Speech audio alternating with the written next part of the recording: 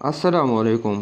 حدیث four you کی طرف سے آج میں آپ کو رسول اللہ صلی اللہ علیہ وآلہ وسلم کا ایک بہت ہی پیارا اور خوبصورت فرمان سناؤں گا، تو چلیے شروع کرتے ہیں۔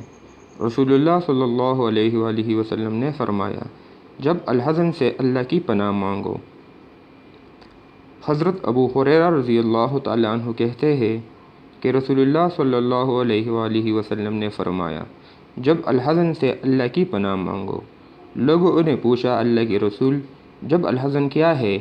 آپ صلی اللہ علیہ وآلہ وسلم نے فرمایا، جہنم میں ایک وادی ہے جس سے جہنم ہر روز 400 مرتبہ پناہ مانگتی ہے۔ لوگوں نے عرض کیا، اللہ کے رسول، اس میں کون لوگ داخل ہوں گے؟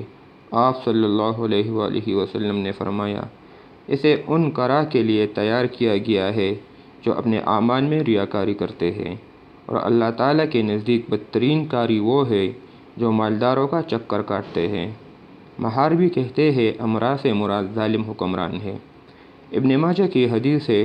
دوستو، اگر آپ کو احادیث سننا پسند ہے تو ہمارے چینل کو سبسکرائب کریں اور اس حدیث کو زیادہ سے زیادہ شیئر کریں، کیونکہ یہ ایک صدقہ جاریہ بھی ہے۔